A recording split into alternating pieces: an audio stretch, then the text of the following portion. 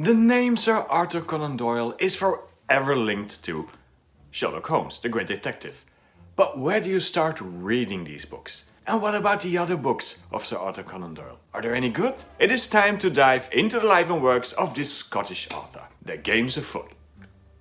Born in 1859 in Edinburgh, Scotland, Arthur Ignatius Conan Doyle initially pursued a career in medicine, but soon embarked on more adventurous journeys as a ship's surgeon. Journeys that would inspire him to write, and soon his first short story, The Mystery of Sasassa Valley, was published in a magazine. It wasn't until 1887, though, that Doyle's literary legacy began to take shape.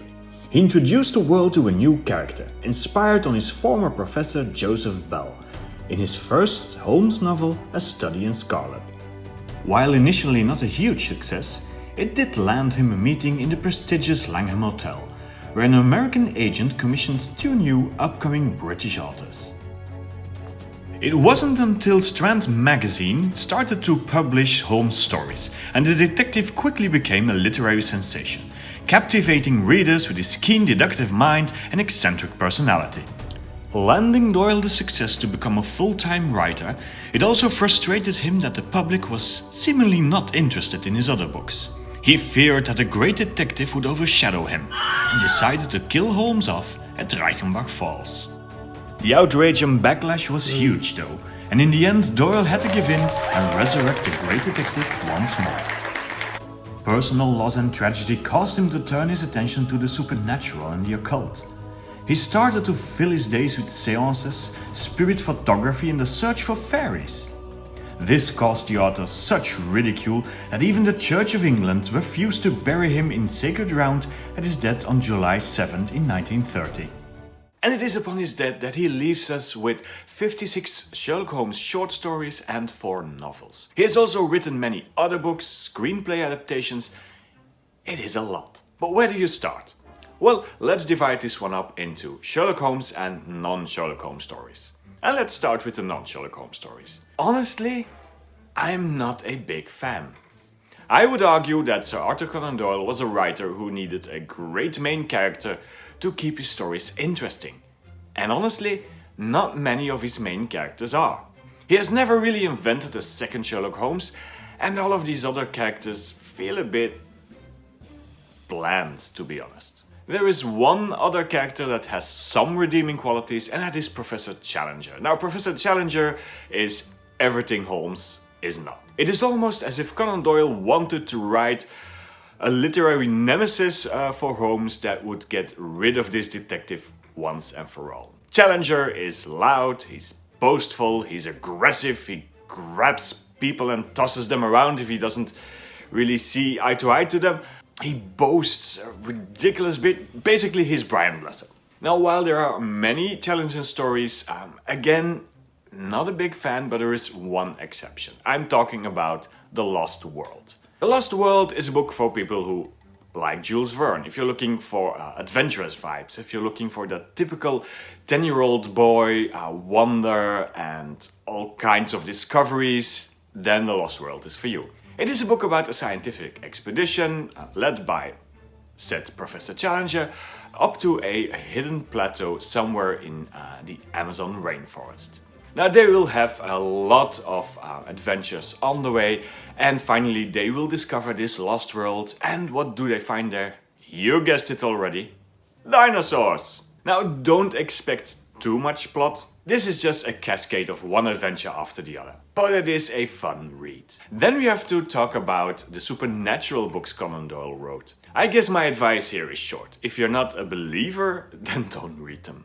They are full of trickery, faked photographs, and a really almost awkward desire to believe. Believe in fairies, believe in spirits and ghosts. Doyle himself had blind faith. In the end, it even cost him his friendship with the magician Houdini, who debunked a few seances, and Conan Doyle was absolutely livid. He wanted to believe, and these books are all about that.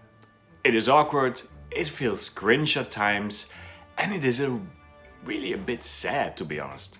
So, Unless you're really into the occult and spirit photography and things like that, don't touch the supernatural stuff. And then we have to talk about Sherlock Holmes. Sherlock Holmes was his great frustration and his great success. If you have never read any Sherlock Holmes stories or books, there are a few things you have to know. These books, these murder mysteries or crime mysteries, are not meant to be solved by the reader. You experience them through the eyes of John Watson, Holmes' sidekick, and Watson is a bit of an unreliable narrator. Watson just lacks the observational skills Holmes has, and he will never see what Holmes sees. So it is impossible as a reader to solve these. Fun fact about the Holmes stories, by the way, we always think of Sherlock Holmes as being written in the Victorian era, but most of the books and stories were written in the 20th century. Victorian London is the third character that is always up there with our dynamic duo. So, where do you start? A lot of people and a lot of YouTube channels will, of course, say A Study in Scarlet. And I get it. A Study in Scarlet is where Holmes and Watson meet. They set up everything that we come to expect from Holmes' canon. The two friends solving crimes together.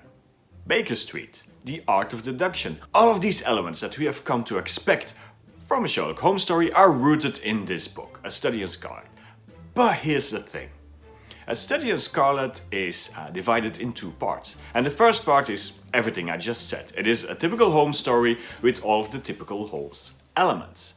But the second part of the story is almost a flashback. It is a story told by the criminal himself about his time in, I think it was South Africa. And the thing is, this isn't a Sherlock Holmes story anymore. In fact, it is a bit boring, this second part. So personally, I would not advise to start with A Study in Scarlet if this is your very first Sherlock Holmes book. I would recommend starting with the first group of short stories, The Adventures of Sherlock Holmes.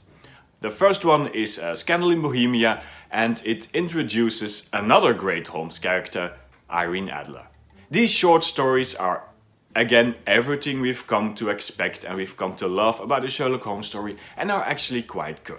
They are an excellent foundation to start a Holmes journey. And then you can go back to the novels. And I would start here with Hound of the Baskervilles. Hound of the Baskervilles is possibly the best novel out of the four, and it has a great interweaving different storylines. It is very atmospheric, very moody, set out in the dark moors. It has that mystery about the hellish hound lurking about again in the moors, and it is a great Sherlock Holmes story. And from there on you can go back to the short stories with the Memoirs of Sherlock Holmes and The Return of Sherlock Holmes, and mix it up with the other novels, A Study in Scarlet, The Sign of Four and The Valley of Fear. Honestly, I like the short stories better. Somehow Conan Doyle wrote better short stories than he wrote novels, and again this shows even in the Sherlock Holmes canon. I will say a great shout out to the audiobooks as well, because they have been narrated by Stephen Fry, and he is an absolute joy to listen to. If you're an Audible user, the Amazon audiobook service, then you can get the whole collection of Sherlock Holmes stories for just £1. That is about 72 hours of Stephen Fry narrating Holmes into your ears, which is an absolute bargain. Sir Arthur Conan Doyle in the end had only one fear, and that was that Holmes would overshadow all of his other work. And he was right, but with good reason. Sherlock Holmes has not only changed the way we look at murder mysteries, he has become one of those absolute classics in the genre. The Great Detective might have been his great frustration, but he's also the reason we still talk about Sir Arthur Conan Doyle today. Sherlock Holmes is simply his best work, and that is elementary. And now I want to hear from you. If you're a Holmes fan, let me know what is your favorite novel or your favorite story. And have you read any of the other works by Sir Arthur Conan Doyle? Let me know down below in the comments, and we'll talk Holmes some more. In the meantime, thank you for watching. Do leave a like and a subscribe if you enjoyed this video. And if you want some more good book recommendations, you can always go here.